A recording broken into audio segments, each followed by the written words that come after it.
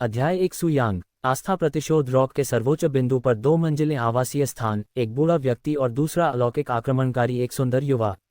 Oxford scholar ने एक प्राचीन ओबा स्टूडियो की रचना की, जो आसपास की जगह पर घूमी और उसके पास के युवा उद्योग में बैठी। ऐसा लग रहा था कि भारी वातावरण ने उसे बिल्कुल भी परेशान नहीं किया।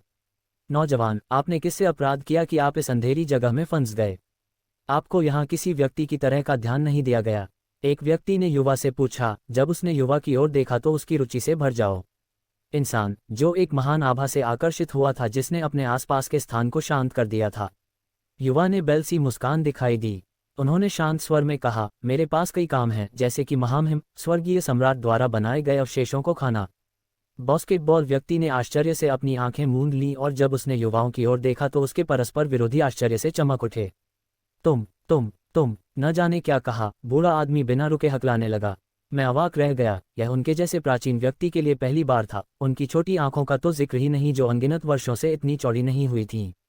मुझे इस बात से ज्यादा आश्चर्य है कि तुमने जो कुछ किया, उससे ज्यादा आश्चर्य इस बात का है कि तुम इतना कुछ करने के बाद भी जीवित हो। उसकी लड़की की बात केवल मुस्कुराहट पर। अचानक बूढ़ा पहला व्यक्ति जोर से हंसने लगा। मैं पहले से ही स्वर्गीय सम्राट के क्रोधित चेहरे की कल्पना कर सकता था जब उसने बार यह खबर सुनी थी। हाँ, युवा आदमी, मैंने भूत पसंद कर लिया है। जीपी नाम क्या है? उद्धरण चिन्ह। बौद्ध व्यक्ति के आसपास की प्राचीन आह बहुत पहले ही लुप्त हो गई थी। वह अब किसी भी चीज से कहीं अधिक दयालु दादाजी की तरह के व्यवहार करते थे। नाम सुयांग है, युवक ने कहा। तो फिर सुयांग, क्या तुम ये स्थान खोजोगे? बूढ़ा आदमी अपने पीले दांतों की 2 पंक्तियां दिखाते हुए चमकती हुई मुस्कुराहटें दिखा रहा है। सुयांग ने पहली बार बूटमैन के चेहरे की ओर देखा। यह अंडकोश से भरा हुआ था, लगभग असाध्य फल की तरह।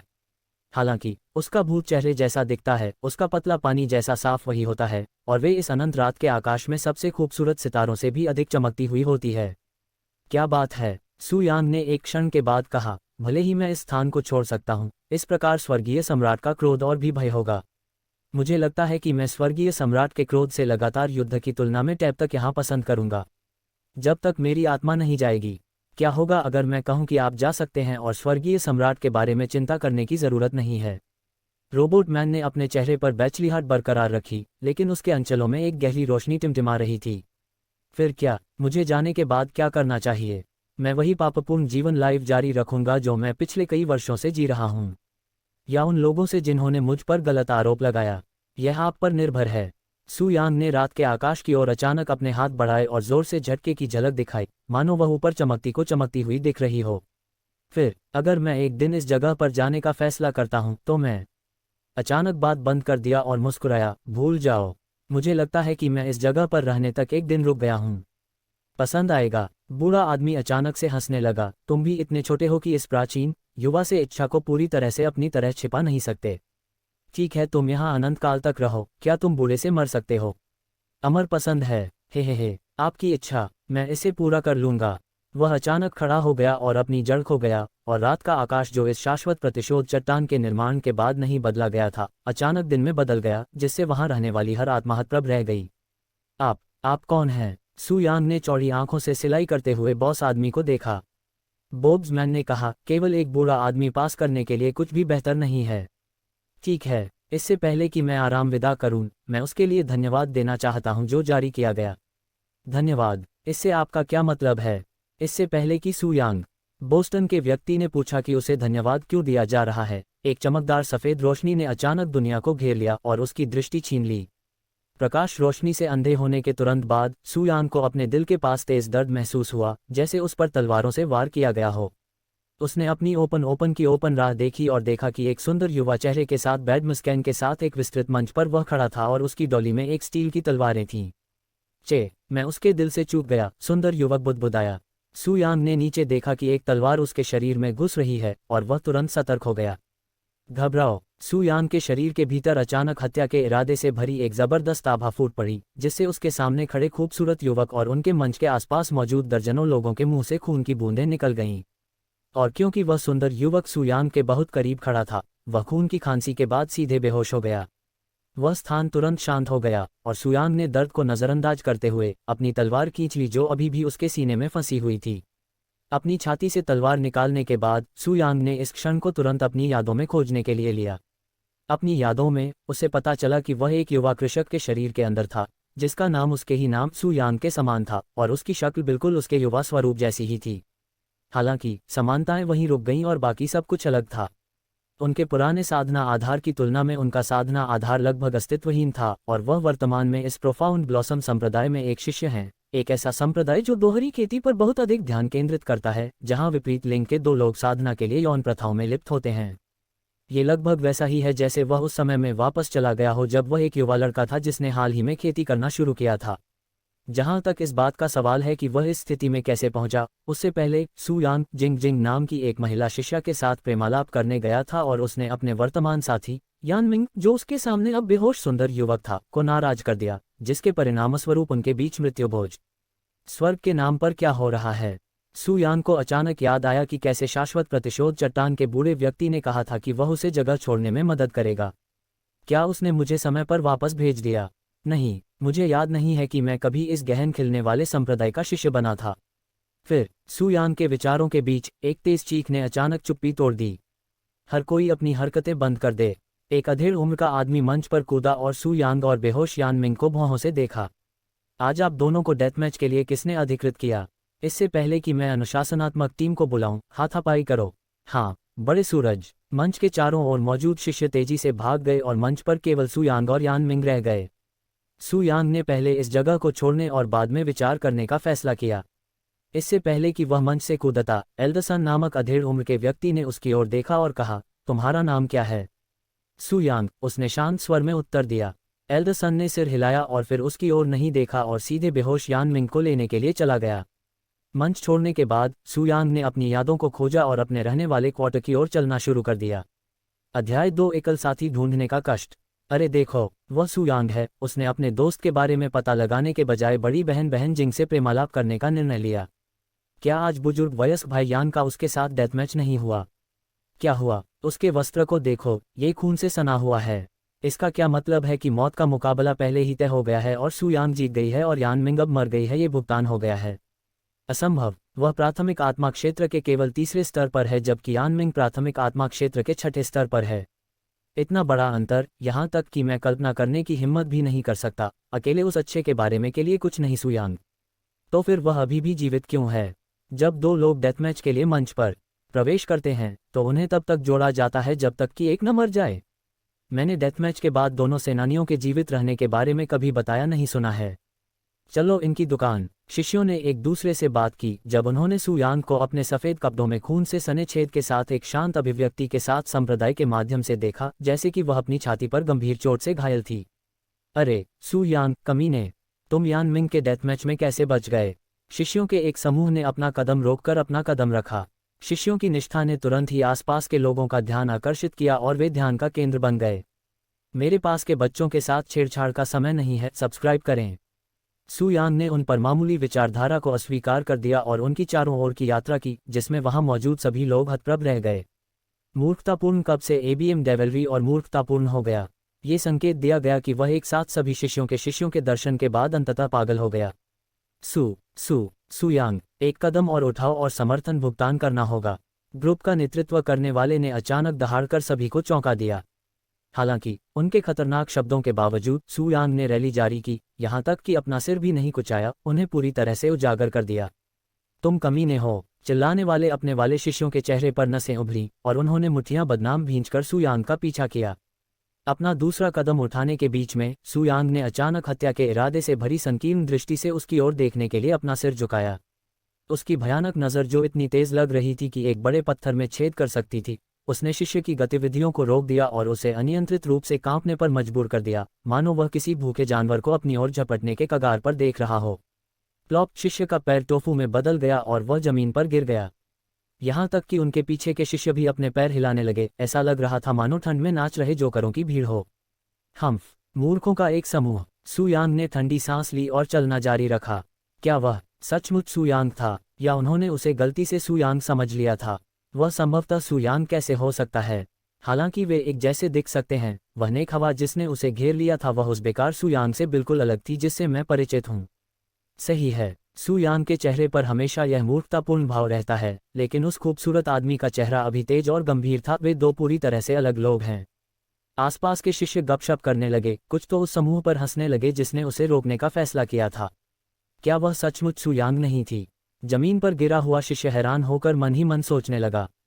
क्या वास्तव में इस संप्रदाय में लगभग समान विशेषताओं वाले दो लोग हो सकते हैं?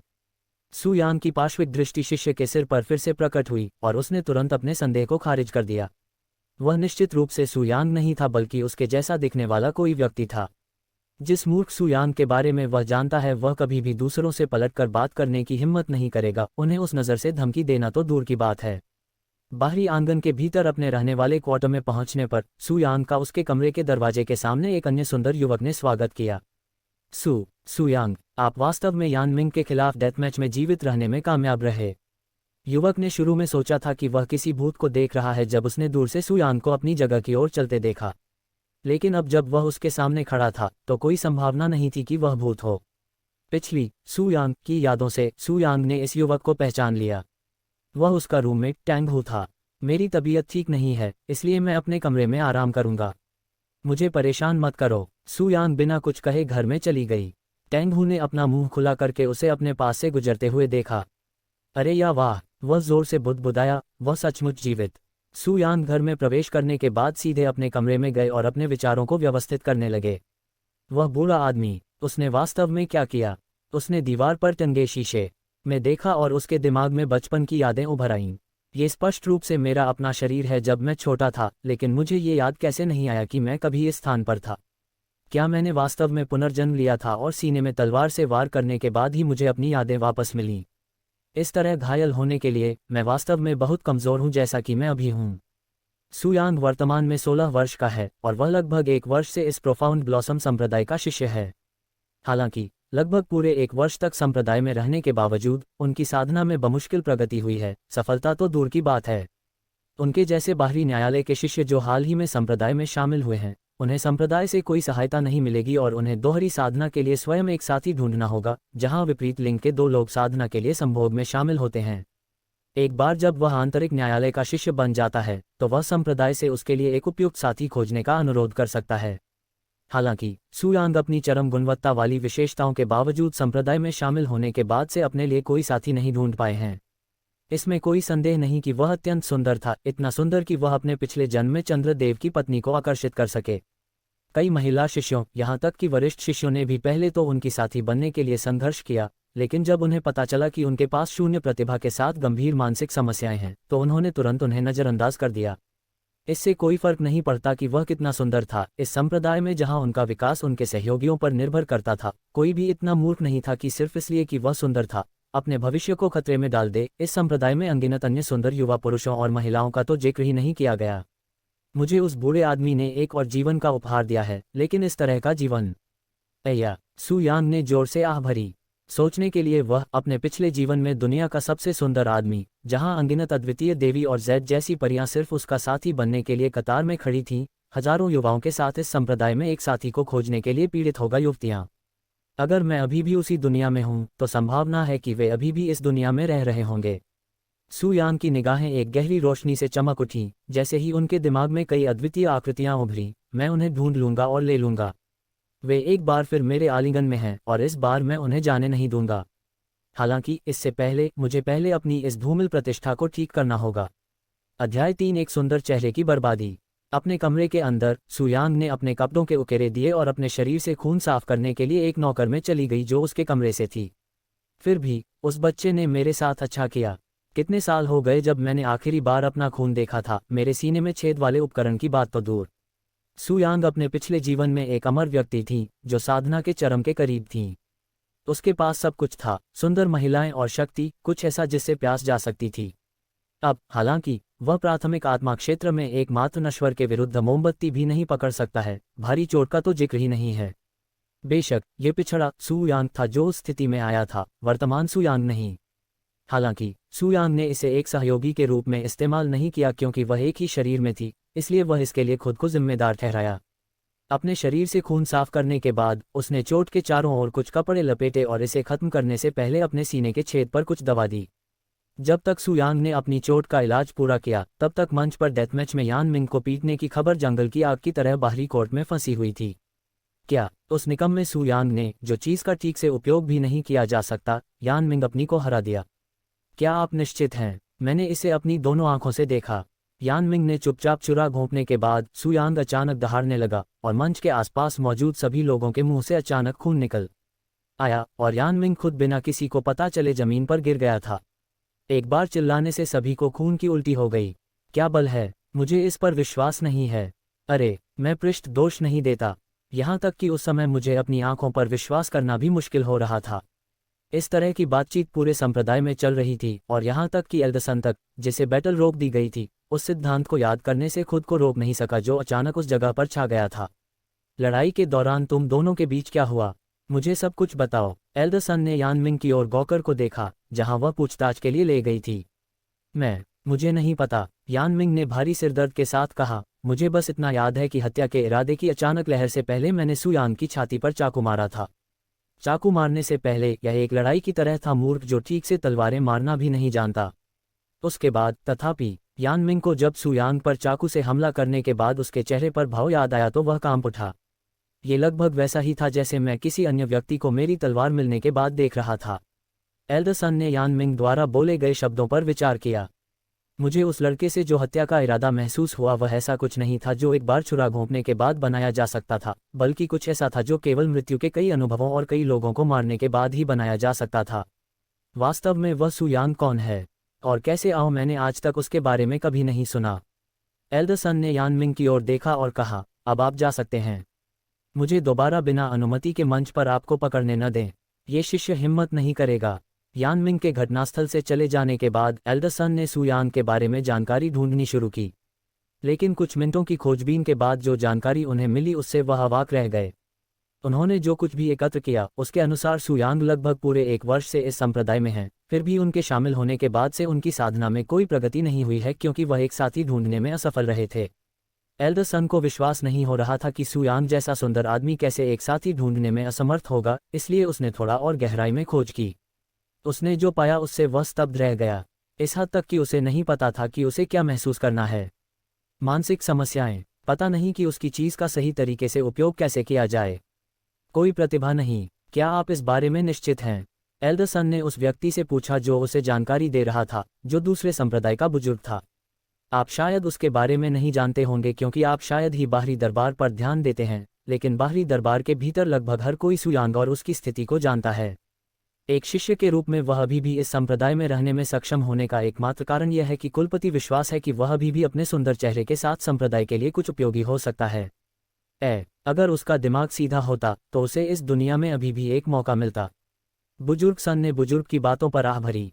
वास्तव में ये सच था कि संप्रदाय के उच्च मानकों के बावजूद सू यांग का चेहरा अविश्वसनीय रूप से सुंदर था। लेकिन वह जिस तरह से है, उसका सुंदर चेहरा कितना बेकार है। तथापि बुजुर्ग सन ने अचानक अपनी आंखें सिकोड़ लीं। आज जब मैंने उसे देखा तो वह बिल्कुल वैसा नहीं लग रहा था जैसा आपने मुझे बताया था। मुझे नहीं पता कि आपको और क्या बताऊं, एल्डरसन। हम उसके बारे में बस इतना ही जानते हैं। बड़े ने कंधे उचकाए। मैं समझता हूं। जानकारी के लिए धन्यवाद, एल्डर म्यू। ठीक है, आपकी पोती संप्रदाय के भीतर कैसी है? क्या उसका अभी तक कोई साथी है? बुजुर्ग म्यू ने अचानक अपनी पोती का पालन पोषण किया जो हाल ही में संप्रदाय में शामिल हुई थी। जब एल्डर म्यू ने अपनी पोती का जिक्र किया तो एल्डरसन की गंभीरता गायब हो गई और वह हंसे। वह लड़की बहुत नकचड़ी है, उसे किसी से मिलने में बहुत समय लगेगा। फिर इन दिनों में से किसी एक दिन उसे मेरे पोते म्यू बोंग से मिलने देना कैसा रहेगा? एल्डर म्यू के सुझाव पर एल्डरसन के होंठ कांपने लगे, लेकिन उन्होंने अपनी मुस्कान बनाए रखी और लापरवाही से कहा, इनमें से एक दिन। जब उसने अंततः अपना कमरा छोड़ने का फैसला किया तो सू यांग का तांधू और एक अन्य व्यक्ति, एक खूबसूरत युवा महिला, ने स्वागत किया। वह तांधू की पार्टनर मेंग जिया थी। आपकी चोट कैसी है? टेंगहू ने उसे नोटिस करने के बाद उससे पूछा। बस एक कीड़े ने काट लिया। कीड़े ने काटा? हुँ। तांधू चकित हो गया। लगभग 1 साल तक रूममेट्स रहने के कारण वह यह महसूस करने में सक्षम था कि वर्तमान सू यांग के बारे में कुछ अलग था। सबसे स्पष्ट बात यह थी कि उसके चेहरे पर अब वह मूर्खतापूर्ण अभिव्यक्ति है और अब वह अधिक सामान्य दिखता है। हम अब कहाँ जा रहे हो? बस उस जगह के आसपास टहलें, सू यांग ने कहा, जो पहले से ही दरवाजे पर था, जाने के लिए तैयार था। लेकिन आपकी चोट? जैसा कि मैंने कहा, बस एक कीड़े ने काट लिया। सू यांग के वहां से चले जाने के बाद मेंग जिया ने कहा, वह आज अलग दिख रहा है। आप भी ऐसा सोचते हैं? ऐसा कैसे? वह अधिक सुंदर है। उसके शब्दों ने उसे स्तब्ध कर दिया। मेंगजिया उसकी अभिव्यक्ति पर मुस्कुराए और कहा, चिंता मत करो, चाहे वह कितना भी सुंदर क्यों न हो जाए, तुम मेरे एकमात्र साथी रहोगे। ये बात नहीं है, तांगहू ने शर्माते हुए कहा। ठीक है, चलो खेती करें। मेंगजिया ने अचानक तांगहू को अपने कमरे में खींच लिया, जहां वे जल्द ही नंगे त्वचा के साथ एक दूसरे को गले लगा लेंगे। अध्याय 4 सफ़ेद मोती का खजाना। प्रोफाउंड ब्लॉसम कम्युनिटी के अंदर एक ऐसी बिल्डिंग मौजूद है जिसमें वैल्यूएबल वैल्यूएशन से लेकर मूल्य निर्धारण तक सब कुछ है।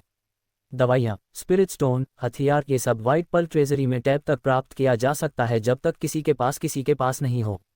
प्रीमियम पॉइंट एक प्रकार की मुद्रा है जिसका मूल्य केवल प्रोफाउंड ब्लॉसम संप्रदाय के अंतर्गत होता है। प्रीमियम पॉइंट्स के साथ इसे व्हाइट पर्ल ट्रेजरी के अंदर किसी भी चीज़ के लिए रिव्यू कर सकते हैं।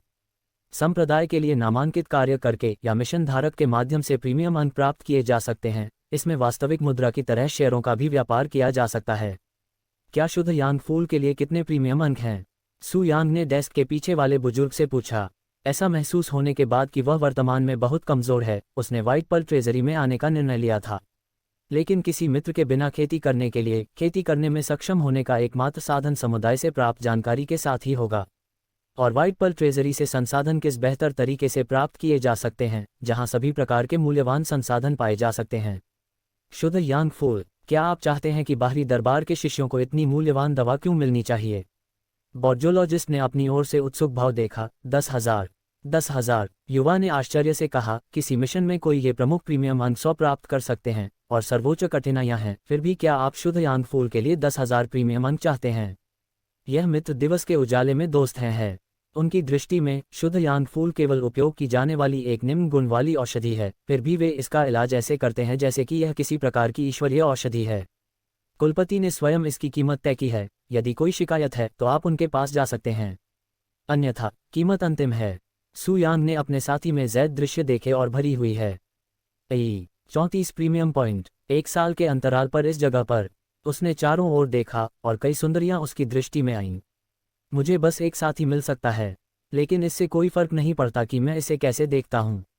वे सभी सिर्फ लड़के हैं जो अभी भी अपने कानों के पीछे गीले हैं। जबकि सू यांग वर्तमान में 16 वर्षीय युवा व्यक्ति के शरीर के अंदर है, उसकी मानसिक उम्र अभी भी कम है। वह अपने आप को उन बच्चों पर छड़ी डालने के लिए तैयार नहीं कर सका जो उसकी वास्तविक उम्र से आधी भी नहीं है। और जब ऐसे कृषकों की बात आती है जो हजारों साल जीवित रह सकते हैं और युवा दिख सकते हैं, तो किसी की उम्र कोई मायने नहीं रखती। सू यांग को ये सही नहीं लगा। तो क्या आप इसे चाहते हैं या नहीं? डेस्क के पीछे बैठे बुजुर्ग ने पहले से ही उत्तर जानने के बावजूद अधीर स्वर में कहा। वह अनुमान लगा सकता था कि सू यांग के पास केवल बाहरी कोर्ट के शिष्य के रूप में उसकी स्थिति से पर्याप्त प्रीमियम अंक नहीं थे। उनके जैसे आउटर कोर्ट शिष्य के बारे में भूल जाए, यहाँ तक कि इनर कोर्ट शिष्य को भी 10,000 प्रीमियम अंक प्राप्त करने में कठिनाई होगी। मुझे ये चाहिए। सू यांग के जवाब ने बुजुर्ग को स्तब्ध कर दिया। लेकिन अभी नहीं, 10 दिनों में मैं इसके बदले में पर्याप्त प्रीमियम अंक लेकर लौटूंगा। आप इसे कैसे संभालेंगे? बुजुर्ग ने आंखें चौड़ी करके पूछा। सू यांग बुजुर्ग के सवाल पर केवल मुस्कुराए और बिना जवाब दिए चली गई, जिससे बुजुर्ग के माथे पर कुछ नसें उभर आईं। व्हाइट पर्ल ट्रेजरी छोड़ने के बाद सू यांग कपड़े का एक बड़ा टुकड़ा और उस पर लिखने के लिए कुछ ढूंढने गई। उसके बाद वह प्रशिक्षण केंद्र में गए, जहां पूरे दिन और रात शिष्यों का जमावड़ा रहता था। वहां खुले में कपड़े के टुकड़े के साथ खड़े होने से पहले, जो अब एक चिन्ह है, पूरी दुनिया के देखने के लिए फैल गया। स्वर्गीय मालिश, अनुभव करें कि स्वर्ग में कैसा महसूस होता है। पहले 3 ग्राहक निःशुल्क। स्वर्गीय मालिश, क्या वह सू यांग नहीं है? वह आज कौन सी मूर्खता कर रहा है? स्वर्ग का अनुभव, हा, वह सिर्फ लड़कियों को छूना चाहता है। अरे, ये कमीना सचमुच हताश हो रहा है। वहां मौजूद शिष्य बिना किसी हिचकिचाहट के हंसे। सू यांग चेहरे पर शांत भाव के साथ चुपचाप खड़ा था और वह स्थान हंसी से भरा हुआ था। यह मुझे मेरे जवानी के दिनों की याद दिलाता है। उसे अतीत की याद आ गई जब वह ठीक उसी चिन्ह के साथ पूरे दिन और रात सड़कों पर खड़ा रहता था। कई घंटों तक वहां बिना किसी के पास आए खड़े रहने के बाद अंततः कुछ शिष्यों ने मनोरंजन के लिए उनसे बात करने का फैसला किया। अरे सू यांग, शैतान के नाम पर तुम अभी क्या कर रहे हो? हम सभी जानते हैं कि आप केवल कुछ लड़कियों को महसूस करना चाहते हैं क्योंकि आपको कोई साथी नहीं मिल रहा है। ये सोचना कि तुम ऐसी दुष्ट योजना लेकर आओगे, कितनी बेशर्मी है। हालांकि शिष्यों के तिरस्कार के बावजूद सू यांग अपनी आंखें बंद करके वहीं खड़ा रहा। ऐसा लग रहा था जैसे वह सो रहा हो। अरे, जब मैं तुमसे बात कर रहा हूं तो सुनो, बेशर्म हरामी। जैसे ही शिष्य ने अपनी मुट्ठी उठाई, सू यांग ने अपनी आंखें खोलीं और उसकी दृष्टि में एक खतरनाक रोशनी चमक उठी। एक तरफ खड़े रहो लड़के, मेरे पास एक ग्राहक है, सू यांग ने शिष्यों को हतप्रभ करते हुए कहा। जब शिष्य पीछे मुड़े तो एक खूबसूरत युवा महिला अपनी बाहें फैलाए खड़ी थी, उसकी निगाहें संदेह से भरी हुई लग रही थीं। कैसी मालिश? उसने आक्रामक स्वर में पूछा। वह प्रकार जो आपके पीठ दर्द को गायब कर देगा। सू यांग के अप्रत्याशित शब्दों के कारण युवा महिला की आंखें चौड़ी हो गईं। कैसे? तुम्हें कैसे पता चला कि मुझे पीठ में दर्द है? सू यांग ने उसे कोई उत्तर नहीं दिया और केवल उसके संकेत को देखा और मुस्कुरा दी। अध्याय 5 अधिक के लिए विनती करना। क्या आप कह रहे हैं कि आप अपनी इस मालिश से मेरी पीठ का दर्द ठीक कर सकते हैं? सू यांग ने शांति से अपने प्रश्न पर सिर हिलाया। उसकी बात मत सुनो, वह केवल गरीब लाभ उठाने की कोशिश कर रही है। हाँ, कौन जानता है कि एक बार उसकी नियुक्ति के लिए वह आपके साथ क्या चाहता है? क्या कोई खिलाड़ी है कि वह कौन है? ईसाई ने शिष्यों के समूह की ओर देखा और जाने सिकोड़ें लीं। और आप कौन हैं? हम हैं। इससे पहले कि शिष्य ने अपना परिचय दे दिया, सू यांग ने कहा, मैं आराम ठीक कर सकता हूँ, लेकिन केवल तभी जब तुम मेरे छात्र का पालन करो। शर्तें? आप में क्या है? तो एक क्षण की यात्रा के बाद सू यांग ने सिर हिलाया और शांति से कहा, फिर मेरे सामने स्थिरता बनाए रखने के लिए मैं एक उपहार धारण करता हूँ। मशाल पीठ में दर्द है, ये कम है मत समझो, और इससे पहले कि तुम अपंग हो जाओ, डॉक्टर से तुरंत इलाज कराएं। एक अपंग? इससे आपका क्या मतलब है?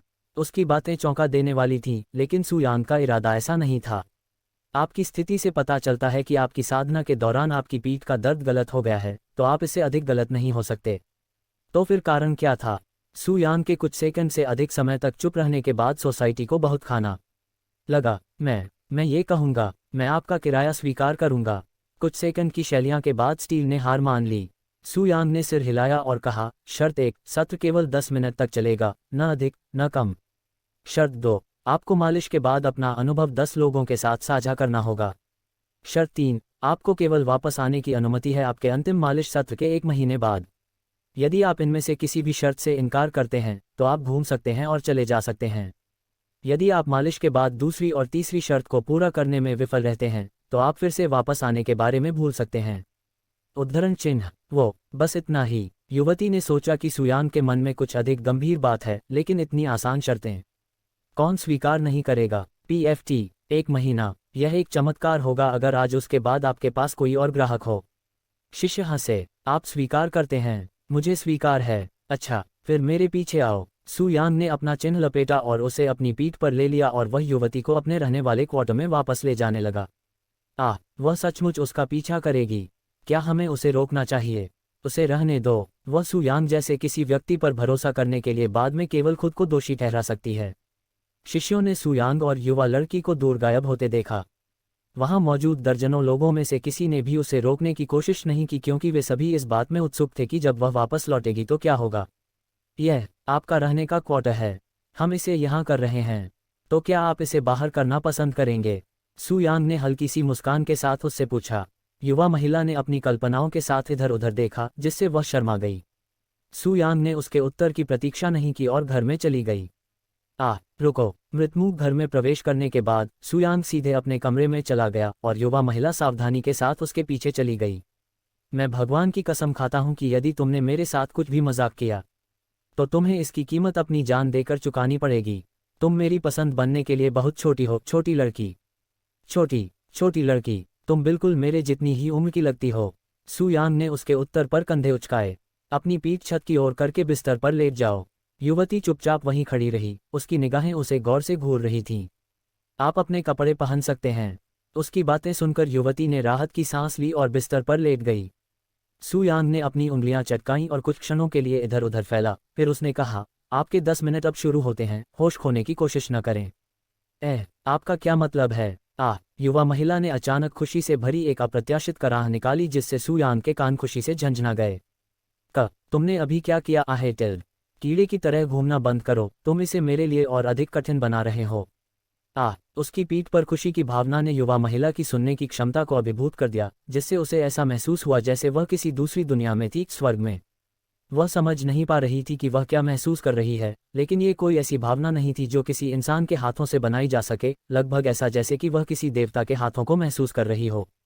समय तेजी से बीत गया, लेकिन युवा महिला की दुनिया में ये लगभग अनंत काल जैसा महसूस हुआ। और अचानक आनंद की अनुभूति खत्म हो गई। ये बहुत अचानक था, लगभग ऐसा लग रहा था जैसे ये दुनिया का अंत है। हो, तुम रुक क्यों गए? युवा महिला ने सुयांग की ओर देखा और उसके लाल चेहरे पर एक कामुक अभिव्यक्ति थी जो और अधिक की भीख मांग रही थी। तुम्हारे 10 मिनट खत्म हो गए, सुयांग ने शांत स्वर में कहा। बीबी, लेकिन आपकी पीठ का दर्द अब तक कम हो जाना चाहिए था, लेकिन इसे स्थायी बनाने के लिए अगले महीने तक कल्टीवेटर पर बिताए जाने वाले समय को आधा कर दें।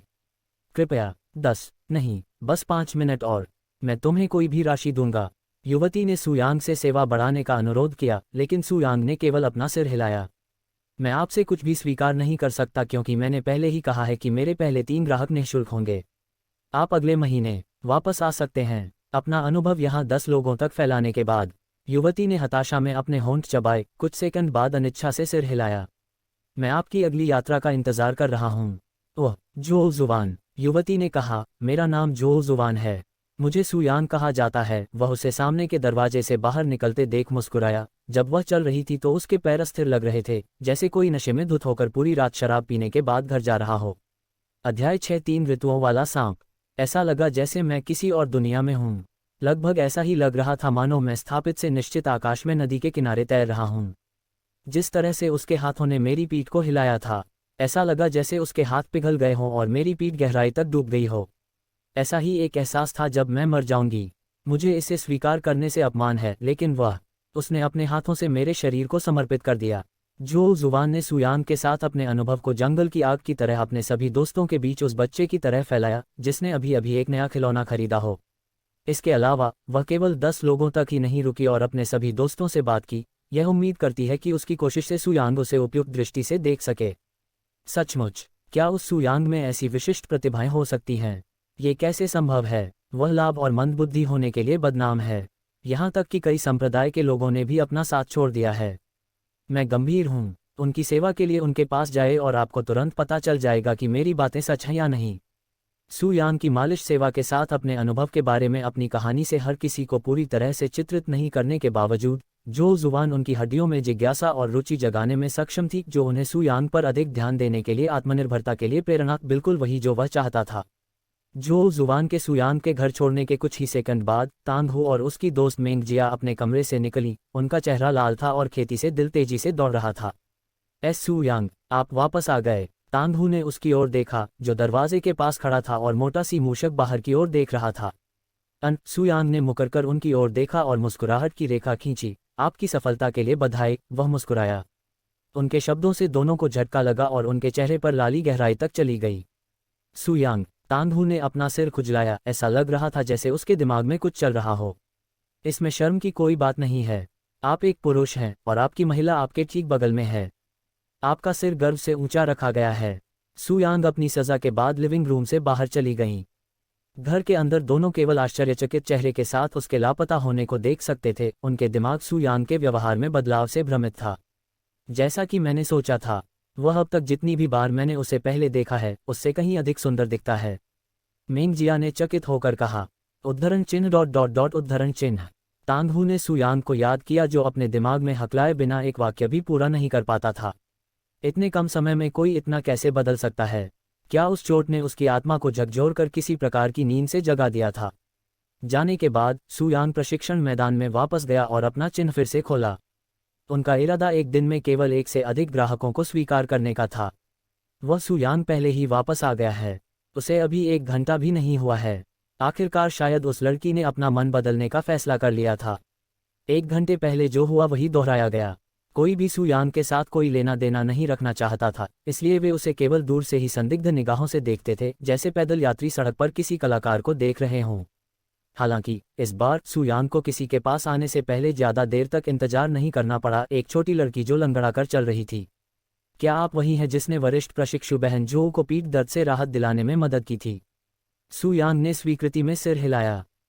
वरिष्ठ प्रशिक्षु बहन जो ने कहा कि आपके कौशल वास्तविक हैं और ऐसा लगता है कि आप पर भरोसा है, इसलिए छोटी लड़की जो हुआन से कुछ साल छोटी लग रही थी, उसने कोशिश करते हुए इधर उधर घूमना शुरू कर दिया अपने मन की बात कहने के लिए। आप जानना चाहते हैं कि क्या मैं आपके बाएं पैर में आपकी मदद कर सकता हूं, है ना? छोटी लड़की ने जोर से सिर हिलाया। दिन के दौरान आपका बायां पैर सुन्न हो जाएगा। रात में ये लगातार ऐंठन करेगा। ये कब से शुरू हुआ है? 1 सप्ताह पहले। छोटी लड़की इस बात से आश्चर्यचकित थी कि कैसे सू यांग ने केवल एक नज़र से उसकी समस्याओं को समझ लिया। उसे ऐसा महसूस हुआ मानो उसकी जबरदस्त निगाहों से वह कुछ भी नहीं छिपा सकती थी, जैसे कि जब वह उसके सामने खड़ी थी तो वह हड्डियों तक नग्न थी। क्या आप मुझे ठीक कर सकते हैं? उसे देखते हुए उसकी आंखें आशा से चमक उठीं। संप्रदाय के बुजुर्गों ने कोशिश की, लेकिन उनमें से किसी के पास मेरी मदद करने की क्षमता नहीं थी। उद्धरण चिन्ह ... उद्धरण चिन्ह। एक पल की चुप्पी के बाद सू यांग ने साइन को ऊपर उठाना शुरू कर दिया। 3 स्थितियां, क्या आप उनके बारे में जानते हैं? हाँ। आप स्वीकार करते हैं? हाँ। फिर मेरे पीछे आओ। जब सू यांग उस छोटी लड़की को वहां से ले जा रही थी तो वहां मौजूद शिष्यों ने चौड़े मुंह से देखा। वह खौफनाक कमीने सू यांग अपने जैसी छोटी लड़की का फायदा उठाने जा रहा है। क्या किसी को उन्हें रोकना नहीं चाहिए? यह उसके लिए सीखने का एक अच्छा अनुभव होगा। शायद अगली बार जब उसे मदद की ज़रूरत होगी तो वह सू यांग जैसे किसी पर भरोसा करने से पहले 2 बार सोचेगी। सिर्फ इसलिए कि हम साथी शिष्य हैं इसका मतलब यह नहीं है कि हमें एक दूसरे की मदद करनी है। इस दुनिया में जहां ताकतवर कमजोरों को खा जाते हैं, वहां भोला और अनुभवहीन होना कोई बहाना नहीं बल्कि कमजोरी है। यदि कोई उस कमजोरी पर काबू नहीं पा सकता है तो वह केवल ताकतवरों द्वारा ही निगल लिया जाएगा। वहां मौजूद शिष्यों को एक छोटी लड़की का फायदा उठाते हुए देखना पसंद नहीं आया, लेकिन उनमें से किसी के पास उन्हें रोकने का कोई वास्तविक कारण भी नहीं था। इस संप्रदाय में शिष्य मित्र से अधिक एक दूसरे के प्रतिद्वंदी की तरह होते हैं। संप्रदाय के संसाधनों के लिए प्रतिस्पर्धा करने वाले जितने कम शिष्य होंगे, बाकी सभी के लिए उतना ही बेहतर होगा। इसलिए बिना किसी वास्तविक लाभ के वहां कोई भी किसी अजनबी के लिए खुद को जोखिम में डालने को तैयार नहीं था। घर लौटने के बाद सू यांग सीधे छोटी लड़की को अपने कमरे में ले गया। सौभाग्य से तांगहू या मेंगजिया में से कोई भी उसे एक छोटी लड़की को घर लाते देखने के लिए वहां मौजूद नहीं था, जो 13 वर्ष से अधिक उम्र की नहीं लग रही थी। अन्यथा जैसे ही वह सामने के दरवाजे में प्रवेश करता, वहां एक अराजक दृश्य होता। सू यांग के पास आने के बाद से छोटी लड़की ने एक बार भी घबराना बंद नहीं किया। इससे कोई फर्क नहीं पड़ता कि जो जुबान ने उसके बारे में कितनी सकारात्मक बातें की थी, फिर भी वह यहाँ रहने के लिए पूरी तरह से सहज नहीं थी। सू यांग जैसे एक सुंदर युवक के पास जाना और उसके कमरे में प्रवेश करना जहां वे अकेले होंगे, किसी और के लिए बहुत ज्यादा होगा। उसके जैसी युवा लड़की को तो छोड़ ही दे जो हाल ही में संप्रदाय में शामिल हुई है। तुम्हारा मोजा, उन्हें उतारो। सू यांग ने दरवाज़ा बंद करने के बाद कहा, उन्हें इस ध्वनिरोधी कमरे के अंदर अकेला छोड़ दिया। आपको लगभग 1 महीने पहले लाल, पीले और हरे रंग की शल्क वाले एक रंगीन सांप ने काट लिया था, है ना? कैसे हुआ? उस सांप को 3 सीजन स्नैक कहा जाता है और यह अपने शरीर के भीतर एक घातक जहर रखता है जो कि जिस किसी को भी काटता है उसे धीरे धीरे मार देता है। अन्य जहर के विपरीत, जिसे पूरे शरीर में फैलने में अधिकतम मिनट, यहाँ तक कि कुछ सेकंड लगते हैं, 3 सीजन स्नैक का जहर लेता है कुछ हफ्ते पहले किसी को कोई लक्षण दिखाई देने लगेंगे। पहले महीने के भीतर पीड़ित अपने पैरों का उपयोग करने की क्षमता खो देंगे, फिर दूसरे महीने के भीतर उनके बाकी अंग, तीसरे महीने तक जहर उनके पूरे शरीर में फैल जाएगा। उन्हें धीमी और दर्दनाक मौत दी गई जो 7 दिनों तक चल सकती थी।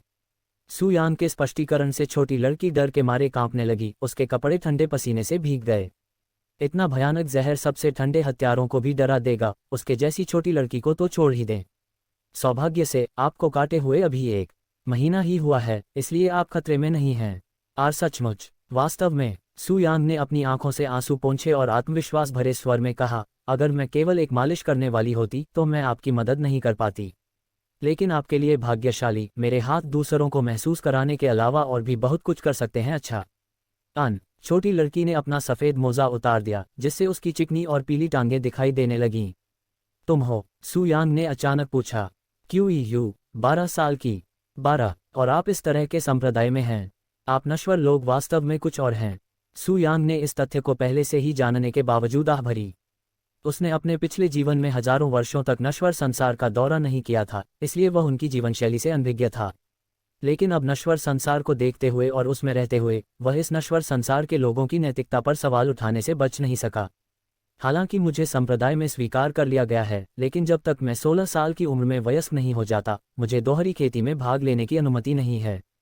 सू यांग के चेहरे पर निराशा देखकर क्यू ने शर्मीले स्वर में समझाया। यह अधिक समझ में आता है।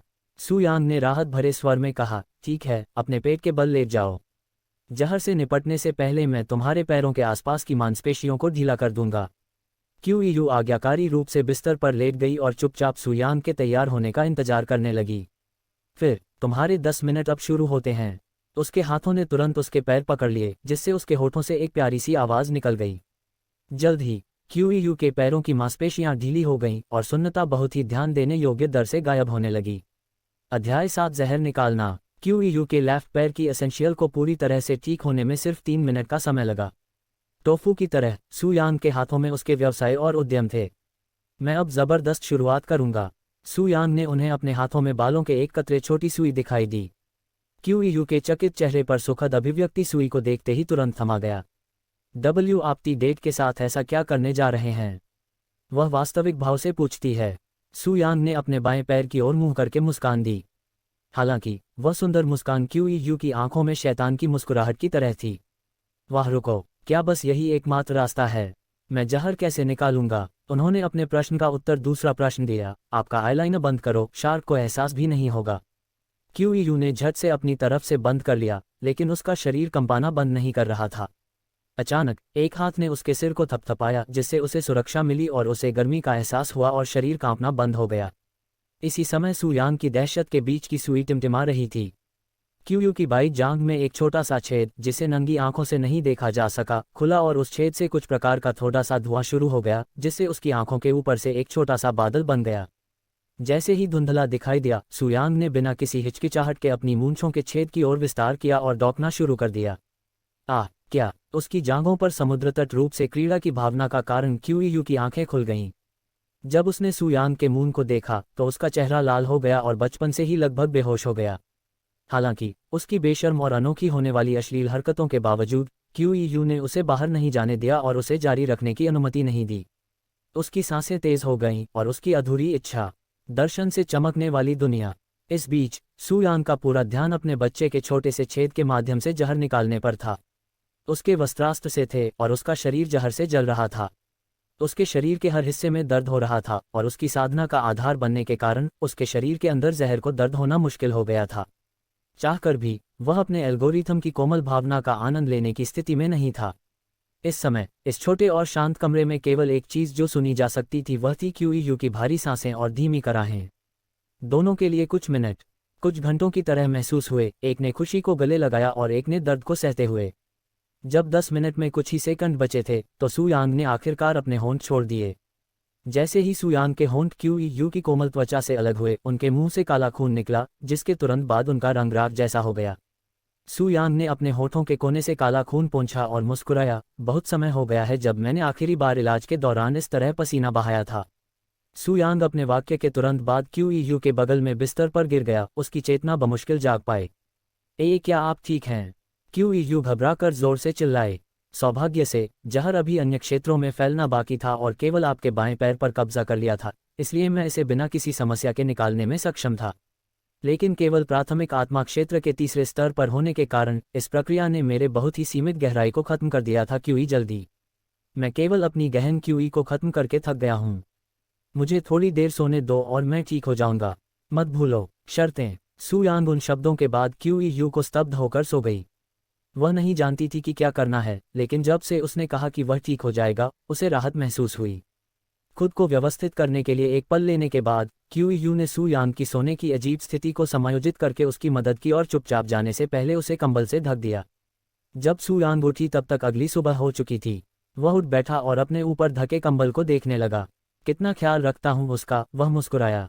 हालांकि उन्हें उम्मीद थी कि क्यूईयू को ठीक करना कुछ हद तक परेशानी भरा होगा, लेकिन उन्होंने यह उम्मीद नहीं की थी कि उनके कम खेती के आधार के साथ यह इतना चुनौतीपूर्ण होगा। मुझे वास्तव में अपने साधना आधार को बढ़ाने की आवश्यकता है, लेकिन इससे पहले कि मैं उस शुद्ध आत्मायान को प्राप्त करूं और अपने शरीर के भीतर की अशुद्धियों को साफ करूं, मुझे इस शरीर और इसके महत्वहीन साधना आधार की आदत डालनी होगी। सू यांग ने जल्दी से स्नान करने के लिए बिस्तर छोड़ दिया। इसके बाद वह वापस अपने बिस्तर पर कमल की स्थिति में बैठ गए। उसके मन की गहराई में अनगिनत साधना तकनीकें जो उसने अपने पिछले जीवन से सीखी थीं, एक एक करके प्रकट हुईं। सू यांग अपने पिछले जीवन में सिर्फ एक प्लेबॉय नहीं था, वह एक कृषक और चिकित्सक भी थे, इसलिए उनके पास कई संसाधन थे। आकाशीय पिंड शोधन शास्त्र, स्वर्गीय सम्राट के खजाने से प्राप्त 7 स्वर्गीय उदात्त धर्मग्रंथों में से एक। अपने पिछले जीवन में सू यांग इस दिव्य शरीर शोधन शास्त्र का अभ्यास करने में सक्षम नहीं थे, क्योंकि उन्होंने इसे बहुत देर से प्राप्त किया था और पहले ही अपने शरीर को परिष्कृत कर चुके थे। मैंने न केवल उसकी बेटी का शरीर और दिल चुराया, बल्कि मैंने उसकी पसंदीदा साधना तकनीक भी प्राप्त की। यदि स्वर्गीय सम्राट अभी भी जीवित है तो मुझे हर कीमत पर उससे बचना चाहिए। उसने अपनी आंखें बंद कर लीं और उसने अपने दिमाग में दिव्य शरीर शोधन शास्त्र का पाठ करना शुरू कर दिया। ब्रह्मांड का उपभोग करो, शरीर को परिष्कृत करो, एक अमर काया प्राप्त करो, दिव्य शरीर। सेलेस्टियल बॉडी रिफाइनिंग स्क्रिप्चर एक ऐसी तकनीक थी जो किसी के शरीर, उनकी काया और किसी की खेती को विकसित करती थी। दिव्य शरीर को प्राप्त करने के लिए उसे प्रोफाउंड क्यूई के साथ चीज़ों का उपभोग करना होगा और अपने साधना आधार और शरीर को एक साथ संतुलित करते हुए इसे अपने रूप में परिष्कृत करना होगा। अमर बनने के लिए प्रशिक्षण के दो प्राथमिक मार्ग थे। पहला क्यूई रिफाइनिंग में था, प्रोफाउंड क्यूई को परिष्कृत करना। अमर बनने के लिए प्रशिक्षण लेने वालों में से अधिकांश ने ये रास्ता चुना। इस पथ ने व्यक्ति को कई शक्तिशाली तकनीकों का उपयोग करने, गुरुत्वाकर्षण को नियंत्रित करने, आकाश में उड़ने और यहाँ तक कि मौसम बदलने की अनुमति दी। दूसरे शब्दों में, यह एक गहन और आकर्षक मार्ग था। दूसरा रास्ता बॉडी रिफाइनिंग का था, किसी के भौतिक शरीर को परिष्कृत करना। ऐसा कहा जाता है कि बॉडी रिफाइनिंग क्यूई रिफाइनिंग से कम कुछ दर्जन गुना अधिक कठिन है, जहां किसी को अकल्पनीय दर्द सहना पड़ता है और अपने शरीर को तब तक यातना देनी पड़ती है जब तक कि वह थोड़े से परिणाम के लिए टूट न जाए। हालांकि इस तरह की यातना सहने से उन्हें नंगे हाथों से पहाड़ों को हिलाने, इलाके को बदलने, यहाँ तक कि केवल उंगलियों से तारों में छेद करने की अनुमति मिल जाएगी। आमतौर पर कोई क्यूई रिफाइनिंग या बॉडी रिफाइनिंग में से किसी एक को चुनता है, दोनों को कभी नहीं चुनता, क्योंकि दोनों में प्रशिक्षण के लिए अकल्पनीय मात्रा में समय लगेगा। हालांकि दिव्य शरीर शोधन शास्त्र ने व्यक्ति को क्यूई शोधन और शारीरिक शोधन दोनों में भावनात्मक रूप से खेती करने की अनुमति दी, एक स्वर्ग विरोधी तकनीक। अचानक सू यांग का शरीर लाल होने लगा, ऐसा लग रहा था मानो उसे आग में भूना जा रहा हो। कुछ ही मिनटों में उनके शरीर का तापमान लगभग 150 सेल्सियस तक पहुंच गया और उनके नीचे से जलने की गंध आने लगी। वह अकेले ही अपने शरीर के तापमान से बिस्तर को जला रहा था। सू यांग अपने शरीर को गुस्सा दिलाने के लिए अपने शरीर में मौजूद 3 सीजन स्नैक के जहर का इस्तेमाल कर रहा था। ऐसा कुछ उसने क्यूईयू को देखने के बाद करने का फैसला किया था। भले ही उसके पास दोहरी खेती के लिए कोई भागीदार न हो, खेती करने के कई अन्य तरीके भी हैं। हालांकि ये दोहरी खेती जितना आनंददायक नहीं है जहां वह दूसरे के आलिंगन का आनंद ले सकता है। दुनिया के अधिकांश लोग अभी भी खेती की इस पद्धति का उपयोग कर रहे हैं और अधिकांश परिदृश्यों में ये दोहरी खेती से भी अधिक फायदेमंद है। आधे घंटे के बाद सू यांग के शरीर के अंदर अचानक एक ताजगी का एहसास फूट पड़ा, जिससे उसका जलता हुआ शरीर ठंडा हो गया। उन्हें एक सफलता मिली। वे साधना में प्राथमिक आत्मा क्षेत्र के चौथे स्तर और प्राथमिक आत्मा शरीर परिशोधक के प्रारंभिक चरण तक एक साथ पहुंच गए। अध्याय 8। यही कारण है कि आप अभी भी अकेले हैं। खुद को धोने के तुरंत बाद सू यांग वापस मैदान में चली गई जहां कई शिष्यों ने बहुत पहले अपना प्रशिक्षण शुरू किया था। वह सू यांग वापस आ गई है। वह वास्तव में इस योजना में शामिल है। दोनों के साथ उनके पीछा करने का साहस क्या हुआ? उन्होंने अभी तक अपनी रिपोर्ट क्या दी है? तुमने क्या सुना नहीं? न केवल वे दोनों अत्यंत मेहमान थे, बल्कि वे उसकी सेवाओं की प्रशंसा करके उसकी मदद भी कर रहे हैं। क्या अपने मालिक को प्रभावित करने की कोशिश कर रहे वफादारी की तरह व्यवहार करने के लिए सू यांग ने उनके साथ क्या किया?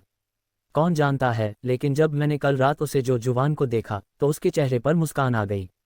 वह ऐसी लग रही थी जैसे उसके हाल में ही पुनर्जन्म हो गया हो। अरे इधर देखो, ये शिष्य एल्डर लैन का स्वागत है। शिष्यों ने दूर से ही उस खूबसूरत महिला का स्वागत किया जो उनके पास आ रही थी और उनके बगल में स्थित एक दोस्त सी चलगल रही थी जिसका चेहरा और भी चमक रहा था। वरिष्ठ बच्चा भाई सू, ये क्यूईयू था और वह अपने चेहरे पर एक आभूषण के साथ पास आई।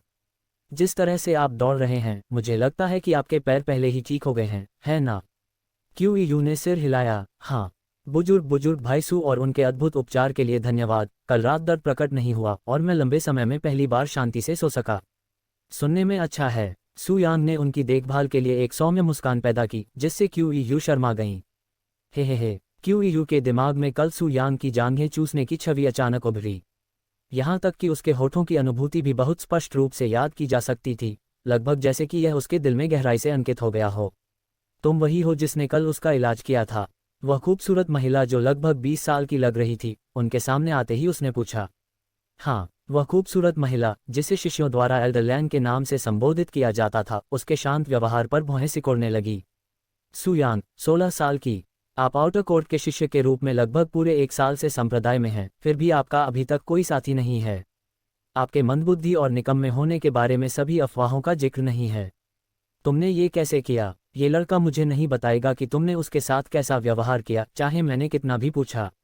सू यांग ने क्यूईयू की ओर देखा, जो एल्डर लैन का सवाल सुनकर घबरा गई और मुस्कुराई। मैं पहले से माफ़ी मांगती हूँ, लेकिन यह मेरे ग्राहक और मेरे बीच गोपनीयता है। मुझे अजनबियों के साथ ऐसी जानकारी साझा करने की अनुमति नहीं है। आपने अभी क्या कहा? एल्डर लैन के चेहरे का भाव गहरा हो गया। क्या मुझे आपको याद दिलाने की ज़रूरत है कि आप किससे बात कर रहे हैं? मैं एल्डर लैन हूँ, बाहरी कोर्ट के स्वास्थ्य विभाग का प्रमुख एल्डर। बाहरी कोर्ट के सभी घायल या बीमार शिष्य मेरे प्रशासन के अधीन हैं, मतलब कि वह भी मेरी देखरेख में है। उद्धरण चिन्ह ... और सू यान का शांत व्यवहार उसकी धमकी भरी निगाहों के बावजूद वैसा ही बना रहा जो उसे पूरा निगल जाना चाहती थी, और उसने जारी रखा, इसका मुझसे क्या लेना देना है? वायु, एक अहंकारी लड़का जो अपने वरिष्ठों का सम्मान करना नहीं जानता। सिस्टर लैन, रुकें। क्यूयू की चौंका देने वाली चीख ने एल्डर लैन की हरकत को रोक दिया, जो बिना किसी रोक टोक के सू यान के चेहरे पर थप्पड़ मारने से कुछ सेकंड दूर था। उद्धरण चिन्ह ... उद्धरण चिन्ह। एल्डर लैन ने अपने पेट में गुस्सा दबाया और गहरी सांस ली। क्यूयू, क्या तुम्हें यकीन है कि उसके जैसे एक बदबूदार आदमी ने तुम्हारे पैर को ठीक कर दिया था, जबकि मेरे जैसा एक अनुभवी डॉक्टर भी यह नहीं बता सका कि तुम्हारे साथ क्या गलत था? जब एल्डर लैन ने खुद को एक अनुभवी डॉक्टर के रूप में संबोधित किया, तो सू यांग ने चुटकी ली, जिससे उसकी नज़रें उस पर पड़ने लगीं। उसे लग रहा था कि वह उस पर हंस रहा है। सिस्टर लैन, हम आज यहाँ वरिष्ठ प्रशिक्षु भाई सू को अपमानित करने के लिए नहीं आए हैं। हम उनकी मदद के लिए यहाँ आए हैं। क्यूयू ने बड़ी बहन की तरह चिंतित स्वर में उससे कहा। एल्डर लैन ने ठंडे स्वर में कहा, एक लड़का जो उसके जैसा मेरी आधी उम्र का भी नहीं है, वह क्या कर सकता है? उसके जैसा घमंडी लड़का मेरी मदद के लिए कुछ नहीं कर सकता है। आप बिल्कुल सही हैं। बैठने पर आपके नितंबों में होने वाले तेज दर्द से राहत पाने के लिए मैं कुछ नहीं कर सकता। किसी और को खोजें जो अधिक अनुभवी हो, कम से कम आपकी उम्र से 2 गुना। सू यान के व्यंग्यात्मक शब्दों पर एल्डर लैन की भौहें अनियंत्रित रूप से हिल गईं। देखा, वरिष्ठ प्रशिक्षु भाई सू असली सौदा है। वह एक नज़र में ये बताने में सक्षम था कि आप आहत हैं। आपको उसे अपनी मदद करने की अनुमति देनी होगी। क्यूयू के मासूम शब्द एल्डर लैन के दिल पर तेज तलवारों की तरह वार कर रहे थे। हालांकि वह इसे स्वीकार नहीं करना चाहती थी, सू यान की अंतर्दृष्टि ने निश्चित रूप से उसे एक से अधिक तरीकों से आश्चर्यचकित कर दिया। भले ही वह तुम पर विश्वास करती हो, मैं तुम पर कभी भरोसा नहीं करूंगा। चलो चलें, क्यूयू। एल्डर लैन ने पलटकर क्यूयू को अपने साथ खींच लिया। वहां शिष्यों को आश्चर्य हुआ कि उनका रिश्ता क्या है। वे बहनें लगती थीं, लेकिन वहां हर कोई अच्छी तरह से जानता था कि एल्डर लैन का कोई भाई बहन नहीं है। सिस्टर लैन, आप अपनी चोट के कारण पिछले कुछ दिनों से बहुत दर्द में हैं, यहाँ तक कि अपनी दैनिक साधना भी नहीं कर पा रही हैं। अगर ऐसा ही चलता रहा, मेरे बारे में चिंता मत करो क्यूयू। मैं उस सू यान की मदद के बिना खुद का इलाज करने का एक तरीका ढूंढ लूंगा। वह केवल एक बाहरी दरबार का शिष्य है, जबकि मैं एक संप्रदाय का बुजुर्ग हूँ। मैं अपना सारा चेहरा खो दूंगा अगर मैं खुद को नीचे गिराता हूं और उससे मदद मांगता हूं। उद्धरण चिन्ह ... उद्धरण चिन्ह। क्यूयू ने उसकी जिद पर आह भरी। वह एल्डर लैन को तब से जानती है जब वह बच्ची थी, क्योंकि उनके परिवारों के बीच एक दूसरे के साथ संबंध थे।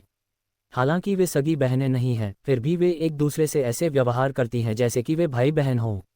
सिस्टर लैन, यही कारण है कि आप अभी तक अकेली हैं। आप बहुत घमंडी हैं और आप पहले से ही 40 साल की हैं। इस दर पर आप एक अकेली महिला के रूप में मर जाएंगी। क्यूयू के शब्दों के कारण एल्डर लैन को खांसते हुए मुंह से खून निकलने की नौबत आ गई। तुम छोटे बच्चे हो, तुम अभी भी एक साथी के लिए बहुत छोटे हो, मेरे बारे में तो बात ही छोड़ो। मैं तुम्हें सप्ताह के बाकी दिनों में एल्डर लैन के रूप में संबोधित करने को कहूँगा। लेकिन कोई परंतु नहीं, मैं सप्ताह के बाकी दिनों के लिए आपके लिए एल्डर लैन हूँ। क्यूयू ने आह भरी। उसने सू यान की ओर देखने के लिए अपना सिर घुमाया, जो अभी भी चुपचाप वहां खड़ी थी। वरिष्ठ प्रशिक्षु भाई सू। उसका चेहरा देखते ही उसका चेहरा लाल हो गया। अध्याय 9 बिस्तर गीला करना। सू यान प्रशिक्षण। मैदान के अंदर तब तक खड़ा रहा जब तक सूरज डूब नहीं गया और फिर उसे एक भी ग्राहक नहीं मिला। फिर भी उसने मना कर दिया और पत्थर की मूर्ति की तरह जहां खड़ा रहा। उनके ऐसे गंभीरवान चरित्र को देखकर वहां मौजूद शिष्य चमत्कारी रह गए और जो लोग उनकी पहचान से अज्ञात थे वे उनकी महान उपस्थिति से मंत्रमुग्ध हो गए। ऐसा महसूस हुआ मानो किसी अभिभावक आत्मा द्वारा उनकी रक्षा की जा रही हो। समय तेजी से बीत गया और जल्द ही रात का आकाश दिखाई देने लगा। फिर भी अभी तक एक भी ग्राहक अपना संपर्क नहीं ढूंढ पाया है। हालांकि पूरे दिन के बाद शून्य ग्राहक बैठक के बावजूद सू यान को कोई चिंता नहीं थी, न ही कोई चिंता थी। इसके बजाय उन्होंने अपना सामान बनाया और सुबह से रात तक शांत चेहरे पर रहे। इस तरह के साहस ने कई लोगों को गुप्त रूप से उनकी प्रशंसा करने के लिए प्रेरित किया। वे चाहते थे कि जब खुद को प्रशिक्षित करने का मौका मिले तो उनके पास भी वही चीजें हों। कुछ समय बाद सू यान अंततः चली गईं। उसने अपना सिर झुकाया और रात के आकाश की ओर देखा, लेकिन उसे अपने सिर के अंदर एल्डर लैन के गोल नितंबों की छवि दिखाई दी। 2 नहीं, ज्यादा से ज्यादा 1 दिन हुआ। सू यान बुदबुदाया। फिर उसने साइन इन करना शुरू किया और उस दिन के लिए घर वापसी की तैयारी की। योजक चिन्ह। क्यूईयू को उसके रहने वाले क्वार्टर में वापस ले जाया गया। उसके बाद एल्डरलैन सीधे अपने घर वापस चला गया। अंदर वह छत की ओर घूमकर अपनी आंखों पर लेट गई। वह अपने नितंबों में असामान्य दर्द का कारण नहीं बन पाया, इसलिए कुछ दिनों से उसकी खेती बंद हो गई है। यह अनौपचारिक लागत है। वह अपनी तकिए के नीचे भारी है। दर्द बिना किसी सूचना के धीरे धीरे शुरू हुआ और तब से तेजी से बढ़ रहा है। बिना रोए बैठे मिलना दुर्भाग्यपूर्ण है। वह केवल खड़ी राह पर जा सकती थी या लेट सकती थी। इस डर पर मैं बिना दर्द सहे चल नहीं पाऊंगा। मुझे जल्द से जल्द इसका इलाज जरूरी है। अचानक सुयांग और उसके सुंदर चेहरे की छवि उसके दिमाग में उभरी और इससे उसे चिढ़ होने लगी। वह असभ्य बच्चा मन में क्यों आया? वह उसे नज़रअंदाज करना चाहती थी, लेकिन तथ्य यह है कि क्यूईयू के पैर का इलाज उसके द्वारा किया गया था। इससे कोई फर्क नहीं पड़ता। उसने ये कैसे किया? मैं अपने 10 वर्षों के अनुभव के साथ समस्या को देखने में भी सक्षम नहीं था, फिर भी उसने उसे एक ही रात में ठीक कर दिया, और वह भी बिना किसी दोष के। वह छोटी लड़की क्यूईयू, वह मुझे कुछ भी क्यों नहीं बताएगी? क्या मैं उसकी नज़रों में भरोसेमंद नहीं हूँ? वह जितना अधिक सुयांग और क्यूईयू के बीच की स्थिति के बारे में सोचती थी, उसे उतना ही गुस्सा आता था। अचानक उसके विचारों के बीच एक असहनीय तेज दर्द, जिसके कारण वह जोर से चिल्लाने लगी, उसके नितंबों पर हमला कर दिया। दर्द ऐसा था मानो किसी तेज तलवार से बार बार उसकी पीठ पर वार किया जा रहा हो, जिससे वह लगभग बेहोश हो गई हो। अपने 40 वर्षों के जीवन में उसने कभी भी इतना दर्दनाक अनुभव नहीं किया जितना वर्तमान में किया है। इसके अलावा दर्द खत्म नहीं हुआ और केवल बढ़ता ही गया, और कुछ ही मिनटों में वह बेहोश हो गई। उसका शरीर पसीने से लथपथ हो गया। जब वह उठी तो सुबह हो चुकी थी और उसके कपड़े अभी भी गीले थे। बिस्तर की चादरें भी भीग रही थीं, लेकिन यह उसका पसीना नहीं था जिसने उन्हें भिगोया था, बल्कि कुछ और ही था जो पूरी तरह से अलग था। मैं एक 40 वर्षीय वयस्क महिला के रूप में बिस्तर गीला करने के विचार से उसका सिर लाल हो गया। सौभाग्य से वह अकेली रहती थी। अगर किसी ने उसे इस उम्र में बिस्तर गीला करते हुए देख लिया तो निश्चित तौर पर उसकी सारी शक्ल और जीने की चाहत खत्म हो जाएगी। बिस्तर गीला करने के बाद इसी समय उसे एहसास हुआ कि उसे मदद की ज़रूरत है। अगर ऐसा ही चलता रहा तो कौन जानता है कि कल क्या होगा। अब से 1 सप्ताह तो दूर की बात है। इसके बारे में सोचने मात्र से ही वह बुरी तरह कांपने लगी। लेकिन मुझे सहायता कहाँ से मिलेगी? मेरी सहायता कौन कर सकता है? एल्डरलैन ने विचार किया, लेकिन कोई फायदा नहीं हुआ। उसे संप्रदाय के सबसे अच्छे डॉक्टरों में से एक माना जा सकता था, फिर भी वह खुद को ठीक भी नहीं कर सकी। अचानक क्यूईयू की मुस्कुराती हुई एक छवि उसके दिमाग में दिखाई दी, और उसके बगल में शांत भाव वाला एक सुंदर युवक खड़ा था जो उसकी उपस्थिति में दूसरों को आत्मविश्वास महसूस कराता था। सुयांग प्रशिक्षण मैदान की ओर भागने से पहले एल्डरलैन ने तुरंत खुद को साफ किया। हालांकि जब वह पहुंची तो न तो सुयांग और न ही उसका खराब ढंग से बनाया गया चिन्ह कहीं दिखाई दे रहा था। फिर वह क्यूईयू के रहने वाले क्वार्टर में गई। क्यूईयू उठो। एल्डरलैन ने एक अतिरिक्त चाबी से सीधे क्यूईयू के रहने वाले क्वार्टर का दरवाजा खोला, जो उसे आपातकालीन स्थिति के लिए क्यूईयू द्वारा दी गई थी। मम्मा, सिस्टर लैन। क्यूईयू ने थककर अपनी आंखें मली, हैरान थी कि एल्डरलैन वहां क्यों होगी। सुयांग, वह कहाँ रहता है? मुझे इसी समय उससे मिलना है। वरिष्ठ प्रशिक्षु भाई सू। क्यूईयू ने अपनी सिस्टर लैन को पहले कभी इतना घबराया हुआ नहीं देखा था, इसलिए वह भी घबराने लगी। वरिष्ठ प्रशिक्षु भाई सू ने क्या किया? क्या वह मुसीबत में है? नहीं, मुझे ये देखने की ज़रूरत है कि क्या वह मेरी चोट का इलाज कर सकता है या नहीं। एल्डरलैन ने अपनी शर्मिंदगी के माध्यम से जबरदस्ती वह कारण निचोड़ लिया जिससे उसे देखने की ज़रूरत थी। क्यूईयू ने एक पल के लिए स्तब्ध होकर उसकी ओर देखा और उसकी आंखें अचानक चमकने लगीं। सिस्टर लैन को वरिष्ठ प्रशिक्षु भाई सू के इलाज की आवश्यकता है ना? मैं तुम्हें तुरंत उसके रहने वाले क्वार्टर में ले आऊँगा, क्यूईयू ने बिस्तर से कूदते हुए प्रसन्न स्वर में कहा। एल्डरलैन ने सिर हिलाया, फिर भी उसके दिल में अभी भी संदेह था। क्या सुयांग जैसा महज बाहरी दरबार का शिष्य वास्तव में उसकी चोट का इलाज कर सकता है? वह अभी भी झिझक रही थी, लेकिन उसके दिल की उत्सुकता ने उसकी अनिश्चितता पर काबू पा लिया। आखिरकार वह उस दर्द को सहन नहीं कर पाएगी जो उसने पिछली रात महसूस किया था, या जागने पर दूसरी बार बिस्तर गीला कर रही थी। अध्याय 10 सौंदर्य दरवाजे के पास प्रतीक्षा कर रहा है। एल्डरलैन ने सुयांग के रहने वाले क्वार्टर के दरवाजे पीटे, लेकिन जो व्यक्ति थोड़ी देर बाद उनके स्वागत के लिए बाहर आया वह तांधू सुयांग का रूममेट था। एल्डरलैन, वह एक संप्रदाय के बुजुर्ग को अपने दरवाजे पर पीटते हुए देखकर आश्चर्यचकित रह गए। क्या उसने ऐसा कुछ किया जिससे इस बुजुर्ग को ठेस लगी? यह शिष्य नमस्कार करता है। शिष्य सुयांग को यहाँ लाओ, एल्डरलैन ने टोक दिया। सुयांग, वह कुछ समय पहले चला गया। क्या? वह कहाँ गया? एल्डरलैन ने अर्नहेम को सूचीबद्ध किया। मुझे ये बताने की ज़रूरत नहीं है कि वह मैदान में प्रशिक्षण ले रही थी जबकि मैं क्यूईयू ले रही थी। उसने सोचा, उसने मुझे नहीं बताया कि वह कहाँ जाएगा। बहन एल्डरलैन, वरिष्ठ वृद्धा भाई सू हमेशा की तरह प्रशिक्षण मैदान में थे। आप सू यांग के वापस आकर उसे बताएं कि मैं आवश्यक मामलों में उसकी तलाश कर रहा हूं, जिसमें देरी नहीं हो सकती। एल्डरलैन फिर से प्रशिक्षण क्षेत्र में आ गया, जिससे तांधो स्तब्ध रह गया और सोच रहा था कि सू यांग ने एल्डरलैन को संप्रदाय के बुजुर्गों को सिखाने के लिए क्या किया। एल्डरलैन और क्यू सीधे प्रशिक्षण मैदान में गए, इस उम्मीद में कि वे एक सुंदर युवा अपने खराब शक्ल वाले चिन्ह के पास खड़े होंगे, लेकिन अफसोस वह कहीं दिखाई नहीं दिए। ये शिष्य एल्डरलैन का स्वागत है। क्या आप में से किसी ने सू यांग नाम के किसी शिष्य को देखा है? वह जो आमतौर पर एक बेवकूफ़ की तरह वहां खड़ा रहता है। एल्डरलैन ने वहां प्रशिक्षण ले रहे शिष्यों से पूछा, लेकिन सभी ने अपना सिर हिला दिया। वह बच्चा कहाँ है? आसपास जाकर पूछो और देखो कि क्या किसी ने सू यांग को देखा है। यदि आप उसे 1 घंटे के भीतर नहीं ढूंढ पाते हैं तो यहाँ वापस आएं और मुझसे मिलें। यदि आप उसे ढूंढते हैं तो उसे यहाँ ले आएं।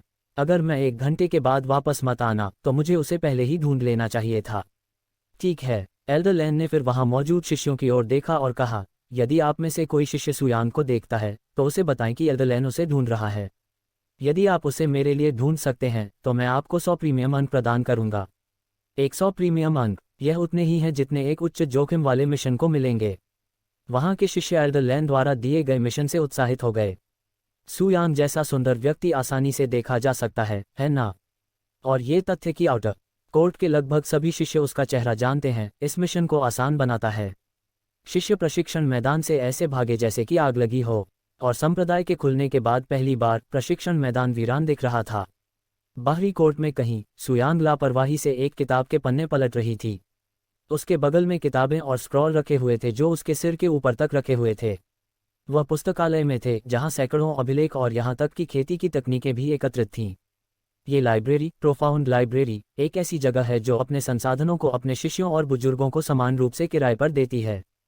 चाहे वह मिथकों और किंवदंतियों के बारे में एक प्राचीन रिकॉर्ड हो या गहन साधना तकनीक वाला एक स्क्रॉल, उनके पास ये सब है। सू यांग इस दुनिया के बारे में और अधिक जानने की कोशिश कर रहा था। इस दुनिया में उसे रहस्यमय तरीके से फेंक दिया गया था। हालांकि इस नश्वर संसार में जिन स्थानों को वह जानता था उनके बारे में बहुत कम या कोई जानकारी नहीं थी।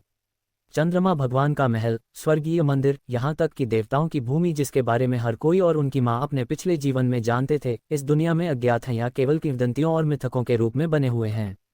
क्या मैं वास्तव में उसी दुनिया में हूँ या क्या मैंने किसी विदेशी दुनिया में पुनर्जन्म लिया है जिसके बारे में मुझे कोई जानकारी नहीं है? सू यांग ने किताब नीचे रखी और आह भरी, उसकी निगाहें संदेह से भर गईं। लेकिन यहाँ ऐसी कई चीज़ें भी हैं जिनसे मैं परिचित हूँ, जैसे कि शुद्ध यांग फूल। यहाँ तक कि यहाँ खेती के चरण भी समान हैं। अपने पिछले जीवन में सू यांग ने न केवल अपनी दुनिया की यात्रा की, बल्कि एक ही ब्रह्मांड को साझा करने वाली सभी 4 दुनियाओं की यात्रा की। यदि उसे इन 4 दुनियाओं में से किसी में भी फेंक दिया गया था तो उसे तुरंत पता चल जाना चाहिए। फिर भी उसे इस बात का जरा भी अंदाज़ा नहीं है कि वह इस समय कहाँ है। ये स्पष्ट रूप से नश्वर दुनिया है, लेकिन ये पूर्वी महाद्वीप क्या है? मुझे शाश्वत प्रतिशोध चट्टान को छोड़े हुए कितना समय हो गया है? उसके मन में अनगिनत प्रश्न उभरे जिनका कोई उत्तर नहीं था। कुछ और स्क्रॉल पर नज़र डालने के बाद सू यांग एक निष्कर्ष पर पहुंची। यदि वह इस संप्रदाय को नहीं छोड़ता है और इस दुनिया के बारे में और अधिक नहीं सीखता है तो वह निश्चित रूप से उन लोगों को कभी नहीं देख पाएगा जिनसे वह प्यार करता है। हालांकि उसके जाने में अभी भी जल्दी थी, मुख्यतः इसलिए क्योंकि वह इस समय बहुत कमज़ोर है। अपने खेती के आधार के साथ वह जंगल में जीवित रहने के बारे में भूल सकता है। तारों से भरे आकाश में बिखरे हुए अपने प्रेमियों को ढूंढना तो दूर की बात है। उसके वर्तमान चरण में साधना जगत का कोई भी विशेषज्ञ उसे आसानी से एक उंगली से कुचल सकता है। इसलिए वह केवल तब तक इस संप्रदाय में छिपा रह सकता है जब तक कि उसके पास पर्याप्त साधना आधार न हो जो उसे बहुत अधिक खतरे के बिना यात्रा करने की अनुमति दे। सू यांग ने एक गहरी सांस ली और उसने लाइब्रेरी के अंदर और बाहर आने जाने वाली सुंदरियों को देखा। जिस क्षण मुझे शुद्ध यांग फूल मिलेगा तभी मैं वास्तव में इसकी खेती शुरू करूंगा। उसकी निगाहें गहरी रोशनी से चमक उठीं। सू यांग सूर्यास्त होने तक पुस्तकालय के कोने में रहे और अंततः उन्होंने जाने का फैसला किया। जगह को साफ सुथरा करने के बाद सू यांग पुस्तकालय से बाहर निकल गया और अपने रहने वाले क्वार्टर में वापस चला गया, जहां एक परिपक्व महिला उसके दरवाजे के सामने चेहरे पर चिड़चिड़ाहट के भाव के साथ खड़ी थी। जैसे ही परिपक्व महिला ने सू यांग को देखा, उसकी आंखें चौड़ी हो गईं। सू यांग, आप पूरे दिन कहाँ थीं? क्या आपको पता है कि मैं यहाँ कब से आपका इंतजार कर रहा हूँ? आप जैसा एक साधारण शिष्य मेरे जैसे संप्रदाय के बुजुर्ग को आपके दरवाजे के सामने पूरे दिन इंतजार कराने की हिम्मत करता है? क्या आप जानते हैं क्या तुम्हें अंदाजा है कि आज तुम्हारी वजह से मैंने कितना अपना चेहरा खो दिया है? सू यांग गुस्से से भरे एल्डर लैंग को देखकर मुस्कुराए, जो उन्हें कुछ हद तक प्यारा और आकर्षक लगा। नमस्ते एल्डर लैंग, आपके जैसे एक सम्मानित संप्रदाय के बुजुर्ग का मेरे एकमात्र बाहरी दरबार के शिष्य से क्या लेना देना है? उसने सिर झुकाकर उसका स्वागत किया। बाहर बात करना उचित नहीं होगा, चलो अंदर बात करते हैं। बहुत अच्छा। सू यांग अपने चेहरे पर मुस्कान रखते हुए शांति से दरवाजे के पास पहुंचा।